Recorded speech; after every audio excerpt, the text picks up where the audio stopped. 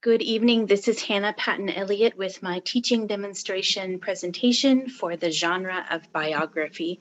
Let me share my screen so we can get started. All right, here we go. All right, so this is teaching biographical writing, and I have chosen to focus on memoirs. So that's me, Hannah Patton-Elliott. So why memoirs? Memoirs happen to be my favorite kind of biographical writing to read. And I think they make a really good transitional writing style to use with students when we are trying to push them from creating personal narratives into creating biographies and autobiographies. It helps them to focus on specific moments in their writing that they could add more detail to make more exciting and more vivid. And also, I think it helps them learn more about themselves too, and about how they acted and reacted to certain moments in their life. And so I think there are a lot of really interesting teaching connotations around memoirs. And so I wanted to use them as the basis for our lesson today. These are two of my favorite memoirs. If you haven't read them, this is Animal Vegetable Miracle by Barbara Kingslover. It's about a year in her life with her family where they grew all of the food that they ate. So that was very interesting. And then the other one is My Invented Country by Isabel Allende, which is about her life when she lived in Chile, which is also incredibly interesting. And she's one of my most favorite authors. So what TEKS are being covered in this lesson? I chose to use 4th grade TEKS because I happen to teach 4th grade. And so I'm trying to, in these classes, create things that are usable for both me and my teaching team. So there are two specific ELAR TEKS going on here. We have number 6, which is comprehension skills. So this is making, correcting, and confirming predictions using text features, characteristics of genre and structures, creating mental images to deepen understanding, making connections to personal experiences, ideas, and other texts in society, making inferences, evaluating details to determine key ideas, which you'll see how that ties in later, and synthesizing information to create new understanding. And then we have our composition TEK. And for this one, we're looking at multiple genres as well, but they are expected to plan a first draft by selecting a genre for a particular topic, purpose, and audience, and using a range of strategies such as brainstorming, free writing, and mapping. And we'll be doing some of that today too, developing drafts into a focused, structured, coherent piece of writing, developing an engaging idea with relevant ideas or relevant details, and revising drafts to improve sentence structure and word choice by adding, deleting, combining, and rearranging ideas for coherence and clarity. So these relate directly to what we're going to be doing in this teaching demonstration today. So in going into this lesson, what would have already been taught? So before we got to today's lesson, students would have already been taught the narrative structure of a piece of writing, that it has a beginning, a middle, and an end, that it follows a path, that there is something important that happens, some kind of pivotal event, and then there's some resolution at the end. They also would have learned how to write a personal narrative. So how to write a story about themselves and something that happened to them that had a beginning, a middle, and an end. Also, one of the TEKS that I didn't list, but something that's covered in 4th grade is anecdotes, which I think relate really well to memoirs. And this is using small stories as a way to make something more relatable. So this would have been something that we could teach ahead of time to give them some background knowledge and something to relate memoirs to. And then, of course, they would be familiar with the different types of biographical texts. So we have narratives, biographies, memoirs, and autobiographies. So this is when we get to the part of this where you guys are going to be responding to things. I'm going to put some instructions up in D2L about exactly what it is that you need to include in your response, but this is the first thing. So this is the painting Weeping Coconuts by Frida Kahlo. And so what I want you to do is I want you to pause the video and I want you to list everything you see in this painting, everything. Okay, so I'm going to give you just a second. We'll pause.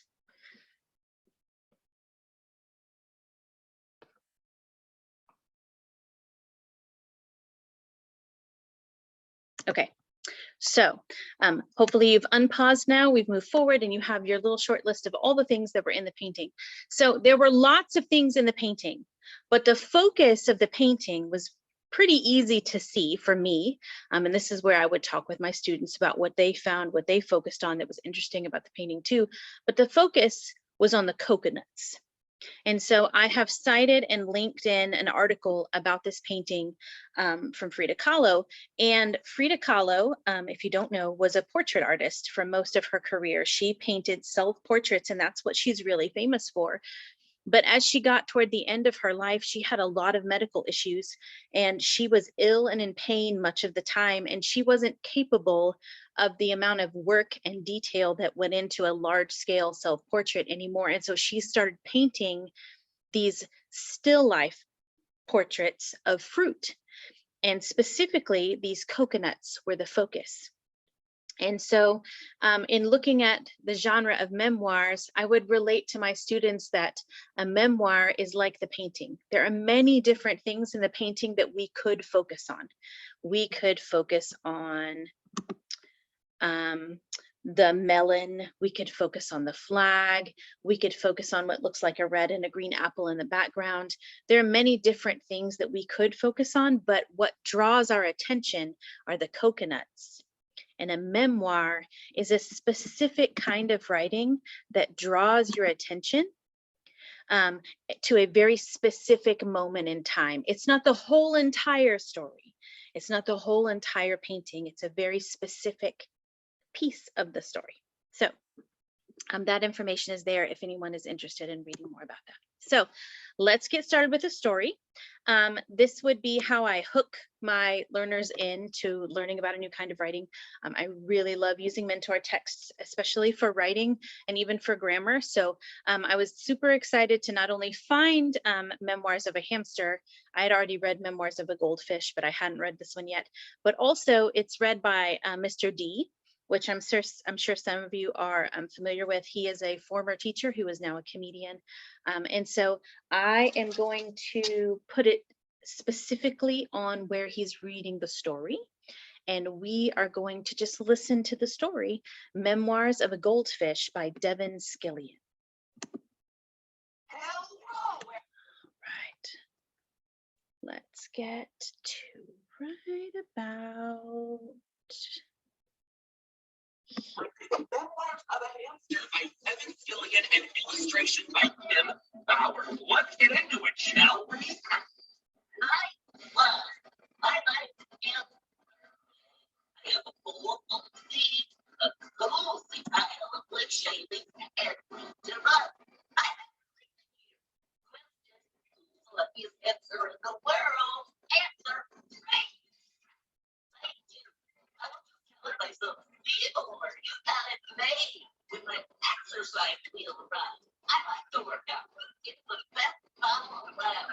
It's the Fuzzy Boy 360. Shiny is the new dive and fast as lightning. I don't know how many miles I put in, but I was on that wheel. To get the hang of my water bottle. It's important to stay hydrated. Back to my before daylight. Little girl came by and gave me a kiss on the nose. Hello, never heard of germ? But she also gave me 2 yogurt. Wait, what's better than yogurt drop? Answer 2 yogurt drops. I ate one and took the other under my cheek to save for later. This hamster kept going on. Well, I was just climbing into my wheel tonight while Pearl the cat came by. She said, "You were from fine every night, but you never leave the cave. What's it all for?" I don't know. I said, "It's what hamsters do." What a complete waste of time. Have fun in your cage. I'm going to the sunroom. Sunroom? What's a sunroom? Night 6. Little girl woke me up to clean my cage today. She kissed me on the nose again.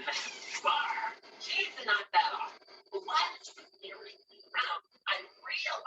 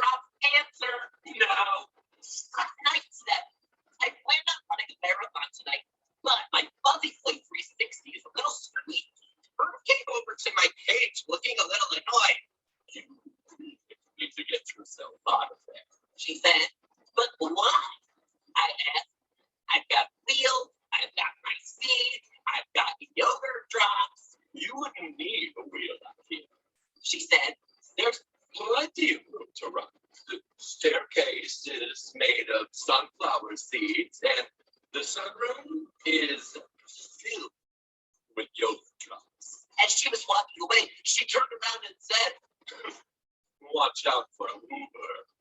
Hoover? Who's Hoover? Quick pause. You have 5 seconds to turn and talk to somebody by you and tell them what your prediction is of what's going to happen next. What's a prediction? A prediction is what you think is going to happen. You have 5 seconds. Go!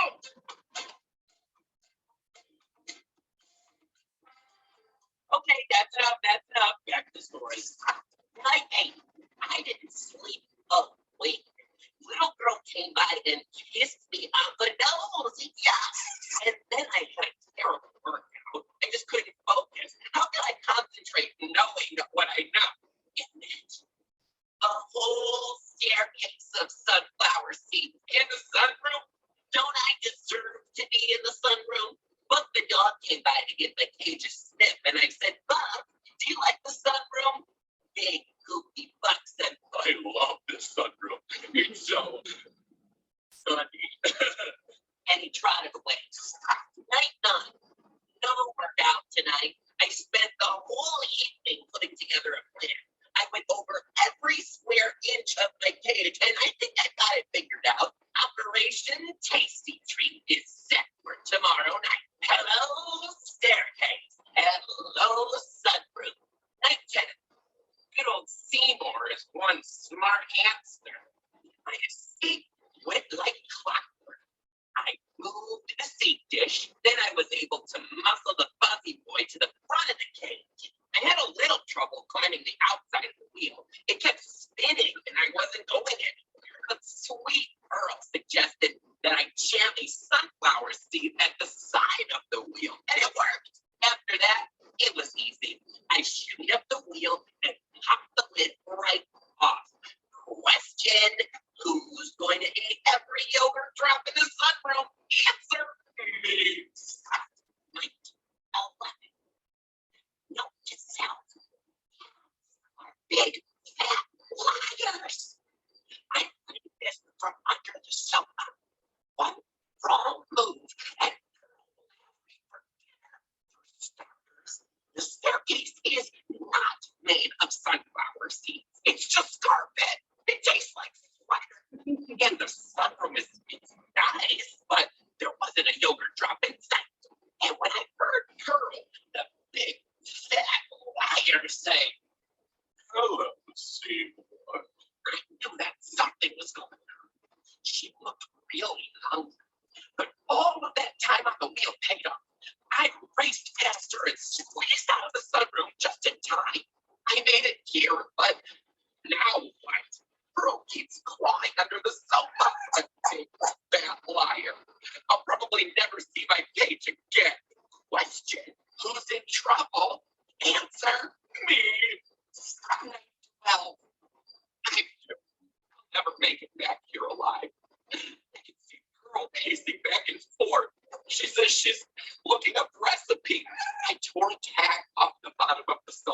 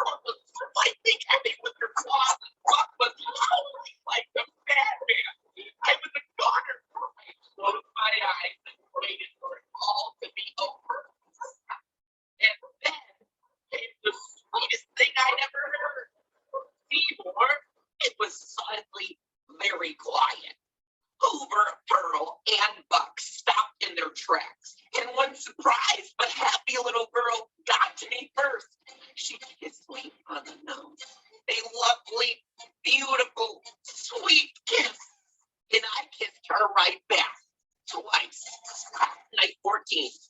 My life is perfect. I have the bowl full of seeds, a cozy pile of wood shavings, and room to run. I'm never leaving here.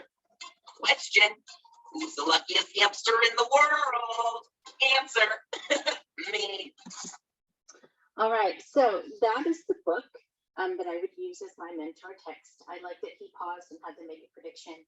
Think alouds while you're using mentor texts. Read alouds are really important.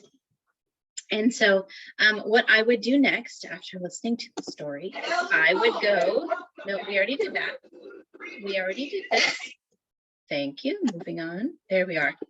All right. So next I would have my students do a stop and jot. So normally they would do this in their interactive notebook. This is something that you will add to your post in D2L. So very quickly, we're going to stop. We're going to jot down, what is a memoir based on the story you just heard? And to focus that question even more, what was the focus of the story? Like the coconuts were the focus in the painting. What were some things that were the main focus? So I'm going to let you pause for a second and write down the things that you heard over and over again in the story that helped focus the story to a specific event or a specific place.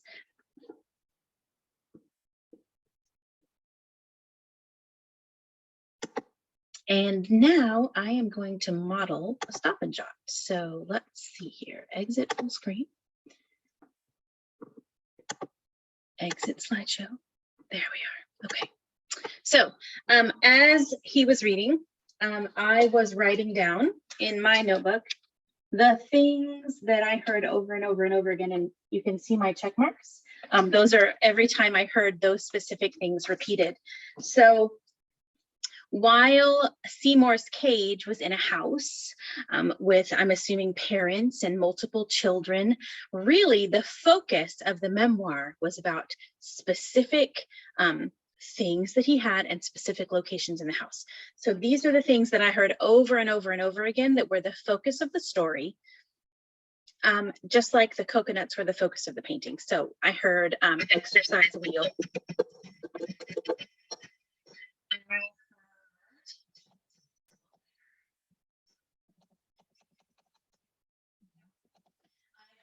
I heard kisses from a little girl.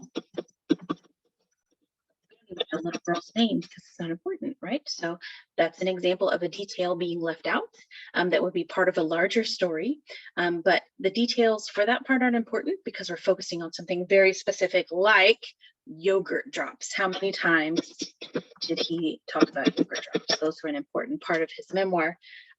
We also heard sunflower seeds, right?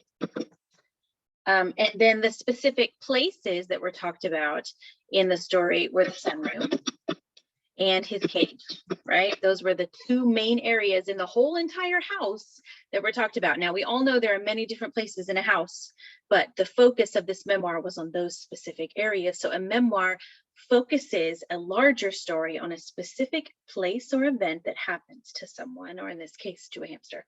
And then we also heard Pearl talked about a lot. She said big fat liar, right? He called her a big fat liar almost every time he said her name. And then also I heard Hoover. The Hoover was very important, which is the vacuum cleaner. So this would be an example of something that I would have my students do in their interactive notebook to respond to the story. And then I might have them turn to their table group and compare. Was there anything that someone felt was a focus of the story that someone else left out, and vice versa? Was there something that someone else left out that once they heard it, they went, aha, that was really important. I should probably write that down. All right, so moving on, let's go here. So what makes a good memoir? Right? So we have related memoirs to a painting. We have listened to a mentor text. We have talked about how memoirs focus a larger story, but what really makes a good memoir? So right on the other side of the notebook, in their interactive notebook, I would have my students copy down this anchor chart while I was creating it at the front of the classroom on a giant sticky note or a big piece of paper. So what is a memoir? A memory of a significant detail, one memory, a moment that marked someone's life forever, a life-changing event that someone never forgets, right? Seymour is never going to forget the night that he tried to escape his cage and make it to the sunroom, and he got trapped under the couch and then almost got eaten by the vacuum cleaner. A story that makes you feel something. There's a lot of emotion in our mentor text, right? He goes from being happy and content to being very sad and distraught and writing out his will to being terrified that he's gonna die and get sucked up in the vacuum cleaner. And a story about an event that's important to the writer. So this is a very important story to Seymour, right? It's probably the most exciting night of his entire little life. So I would have them, after we listened to the story and we did the stop and jot, I would have them put this anchor chart of what a memoir is in their interactive notebook while I was creating it up front. And then when I'm done creating it and we've used it to write, it goes up on the wall somewhere so that they can reference it and they can remember, oh, I remember that mentor text. I remember the story about Seymour and that one night of his life that changed his life forever. And that's what I'm going to write about in my memoir. All right, so now we need to activate some prior knowledge, which is important for our students to make connections and to pull in things that they've already learned about. So what I want you to do, I'm going to model it a little bit, but what I want you to do is I want you to think about what are the similarities and differences between a narrative story or a narrative text and a memoir. Okay, so let's make this side narrative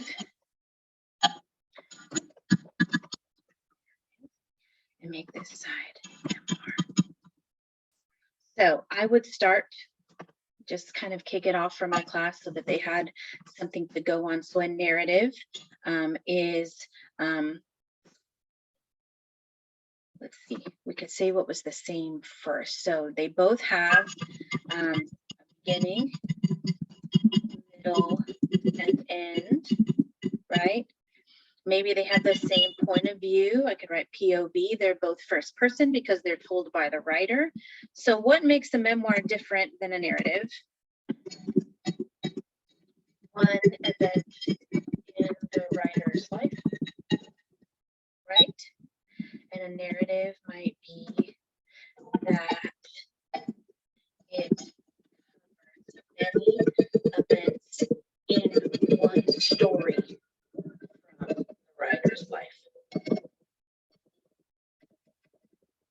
For example, there are stories out there about Ruby Bridges that cover the entire span of her life, right? So there could be a narrative that starts at the beginning of her life and covers the whole thing. And then you might have a memoir about specifically her time starting school at the first integrated school in our country. So that would be an example that I might give my students and one for you guys to think about as well. So if you'll pause your video for just a second and see if you can add a few more things to our Venn diagram. You don't have to make them a Venn diagram in D2L, just as long as I know which one is which.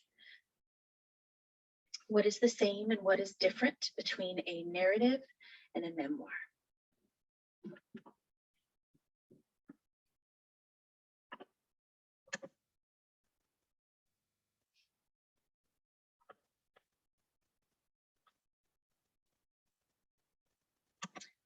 All righty, so now it's going to be your turn to write a memoir. It doesn't have to be very long. I'm expecting a paragraph. In Mrs. Patton's class, a paragraph is at least 6 sentences. So I think that would be a great plan. Your writing prompt for your little quick memoir is the most memorable meal you've ever had. And so to get my students started, before I set them free to do a little bit of writing, I would brainstorm with them on the board some ideas about where they could pull memories about their most memorable meal. So we've got the best meal you've ever had. We also have the worst meal you've ever had, right? That might be a great one. And if they want to raise their hands and participate, make it a whole group class discussion to brainstorm ideas about where they can pull memories from. So we're not giving them a memory. We are giving them ideas about where to pull from. So maybe it's the biggest meal you've ever eaten, or the smallest meal you've ever eaten. Maybe it was your birthday, or maybe it was at your grandma's house. Maybe it was at a restaurant, right? Restaurant, there you go, or at home. Or maybe it was out of town. Maybe you were visiting someone, or you were on vacation. Or maybe it was a time you tried something new, right? With either very good or very bad reviews for that food after you tried it. So that would always be interesting as well. So I would brainstorm this list with them about places where they could pull the memory from to start their memoir, and then give them a few minutes to write. Now, what we will do is you will pause and do your little quick write. I would say at least 6 sentences, and then come back, and we are going to do some revising of our writing to make it even better in the memoir genre. So I'm going to make this big. I hope that was fun. I enjoyed writing my example that you'll see in just a little bit. So I want to talk to you about a strategy called Explode the Moment. And in looking up Explode the Moment, the name Barry Lane is associated with this. And he is a writing teacher and has written a lot of books about teaching writing. And so what I have for you is a video of him demonstrating how a student might explode the moment. And I also have linked here a lesson by a lady named Jung who used this with her class. So it's an example of using the technique or using the strategy with the class. So let's watch a little bit of this video. Jan Wilson was a student.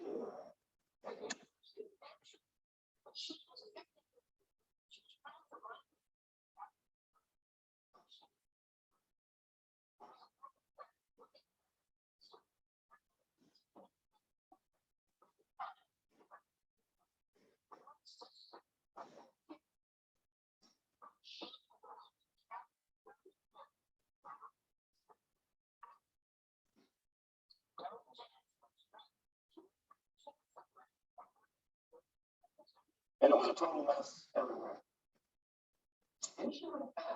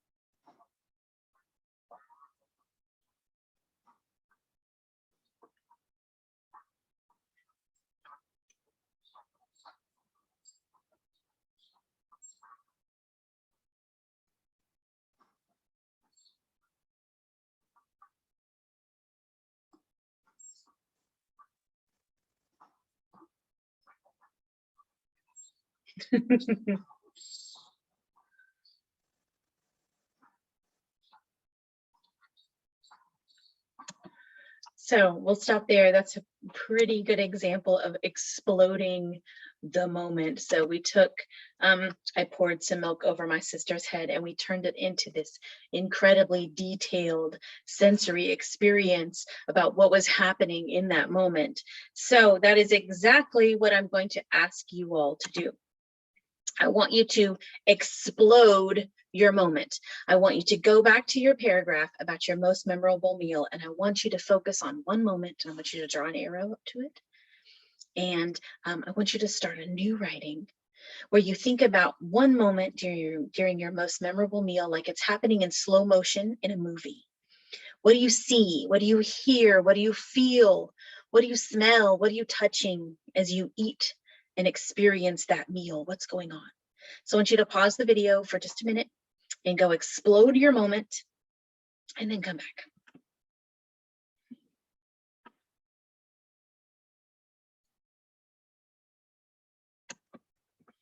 So in lieu of having student work to share with you, because my students have never had the opportunity to write a memoir, I exploded my moment myself. So we just got back from a trip to Colorado. And on our first day there, we stopped at a restaurant called Denver Biscuit Company. So this is my teacher modeling in lieu of student work called Mountain Biscuits. So it's almost 2 o'clock when we finally arrived. The booth was crowded with all of the kids starving for lunch.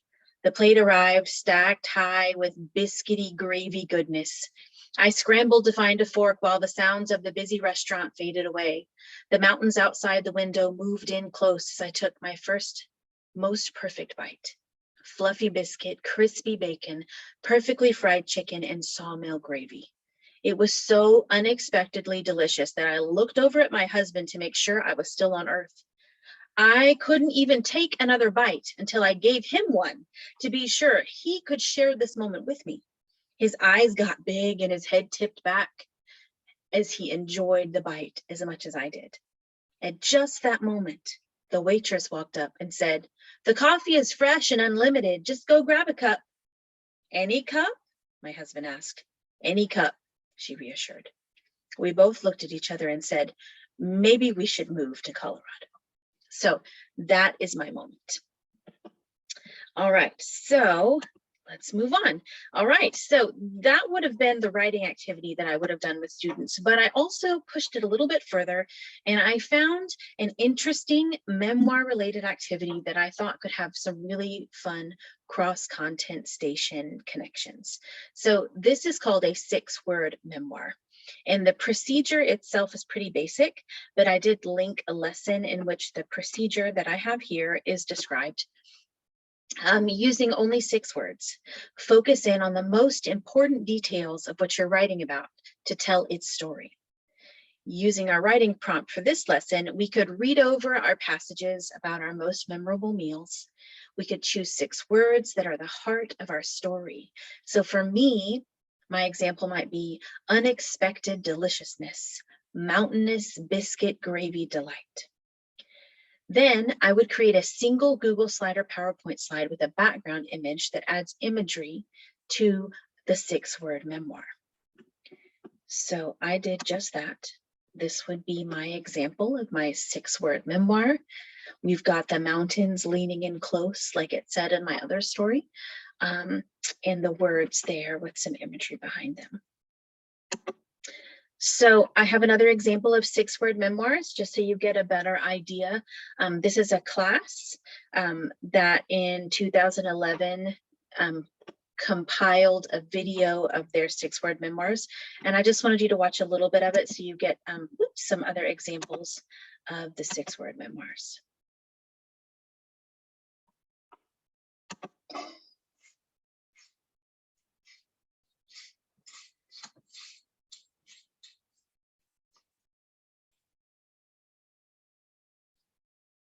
Whoops. Hold on. Let's fix that just a second.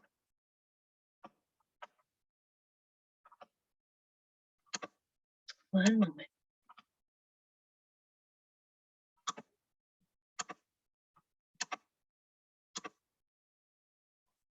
All right, so that part doesn't seem to be working. So what we'll do is I will just link that video in when I share it with you all. Let me get back to my presentation.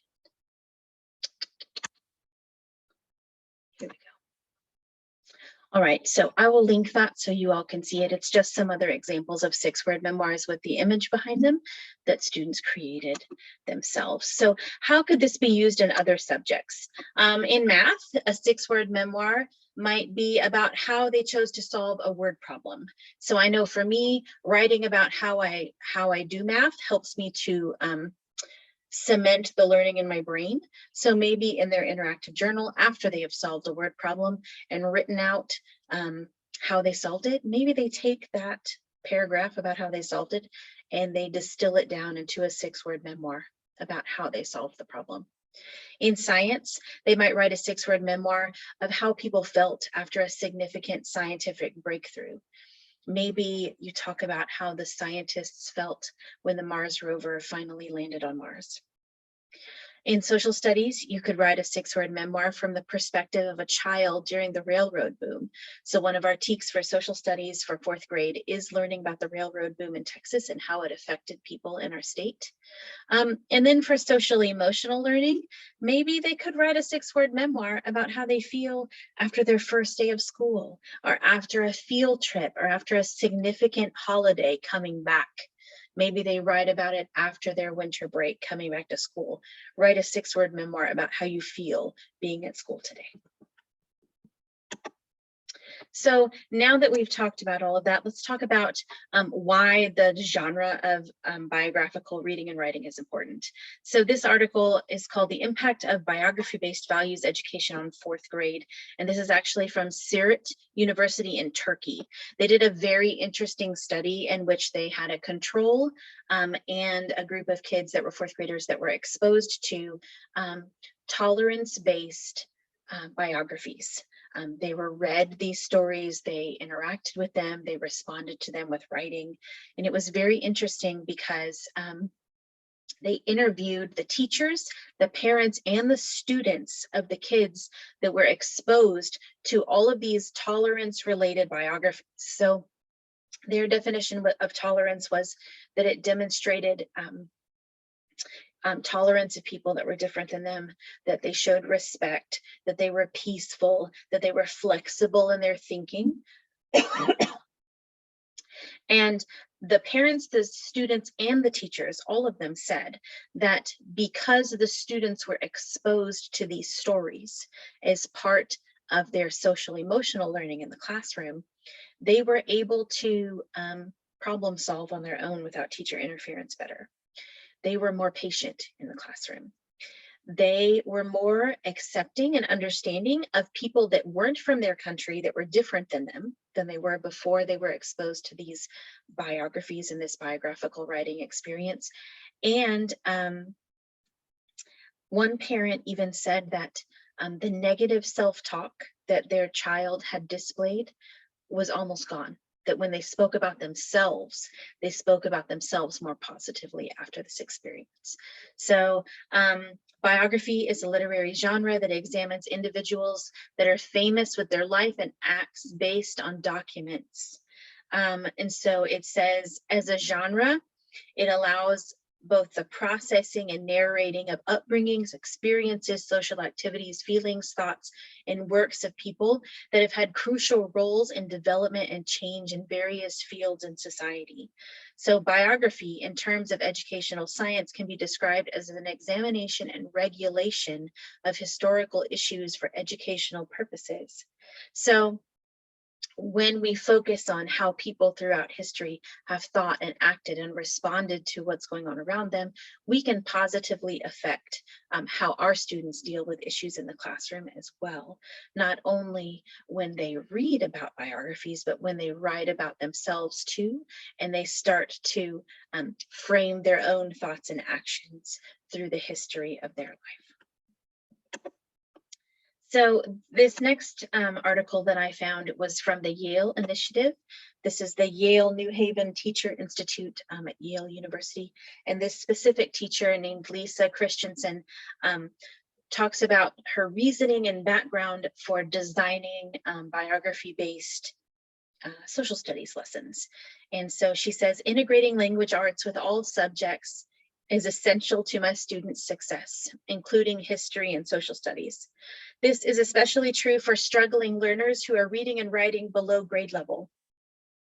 Integrating literacy and social studies will help students see the natural connections between and across subject matters presented in their school curriculum. Moreover, by using biography as a learning vehicle, students will use skills such as interpreting nonfiction informational text, the writing process of pre-writing, drafting, and revising, as well as using research to build and present what they have learned from their person of interest. Another interesting aspect of her research and her lesson development was how important it is to use the genre of biography and memoir and narrative to create a culturally responsive classroom. So incorporating biographical literature and having students write about their own personal stories and the stories of their families that their families have experienced allows us to teach through a cultural lens that all students in our classroom can relate to, so that we are learning about people that are different than us and how they have overcome things. And then that can positively influence not only their outlook on how they overcome different hardships and situations, but also improve just your general culture of your classroom to be more accepting and open, like the first article said as well. Lastly, I have, this one was really interesting, Telling Lives in Medicine, the Impact of Biography Collections in Medical Education. So this is from the Biomedical University of Rome.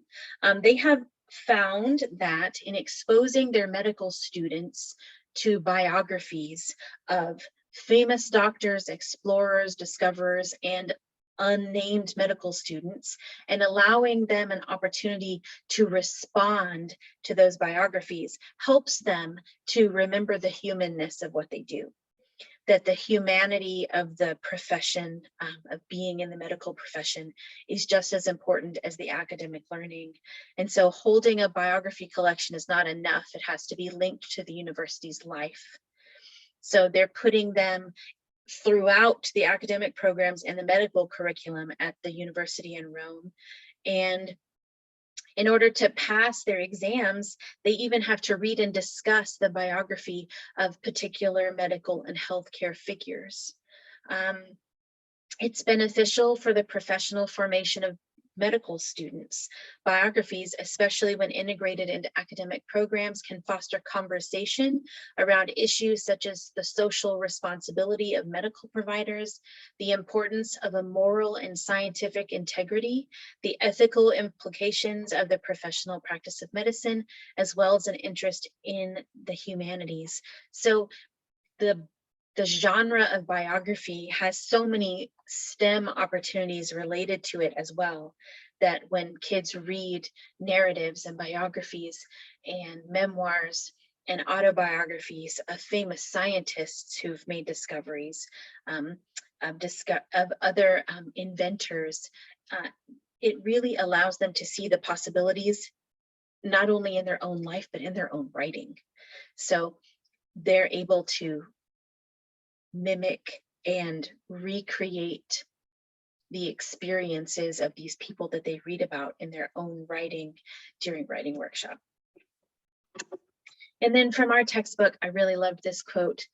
Morgan in 2016 explains that this genre engages students' imaginations. When they read biographies, they step into other lives and different worlds as they learn about people. And when they write biographies and memoirs and narratives and autobiographies, they present the world the person lived in by incorporating details often overlooked, even in their own lives. So in talking about our textbook, here is a quick graphic organizer of the important parts of biographical writing and the genre of biography. So there are four main types, which I've talked about throughout the whole thing: personal narratives, memoirs, autobiographies, and biographies. They tell true stories, and they usually have a beginning, a middle, and an end, although memoirs can also use flashbacks. When you're writing about yourself, you use first person point of view. And when you're writing about someone else, you use third person point of view. Biographical writing uses both narrative and informational writing, so it's important to compare and contrast both because it's written like a story, but it's also true. So we need to make sure that they have a firm understanding of both of those types of writing and can differentiate fiction from nonfiction, especially in the narrative form. And then we have the different kinds of biography writing and reading. Personal narratives are first person. They include dialogue, sensory details, and tell of one experience affected by the writer. And memoirs recall and reflect on a personal life event. It uses vivid details and has a theme. And it's a first person account of a moment in time.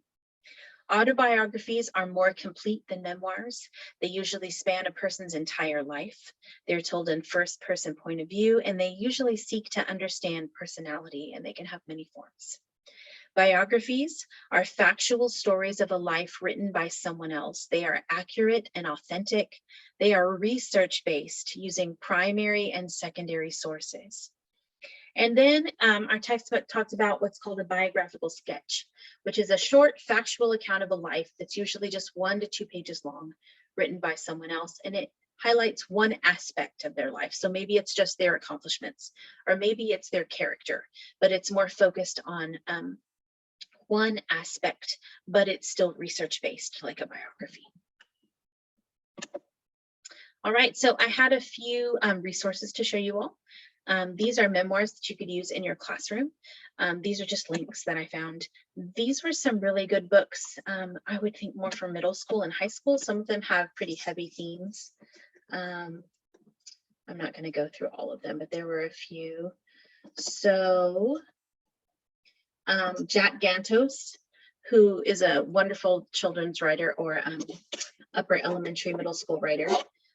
He's written a lot of amazing books.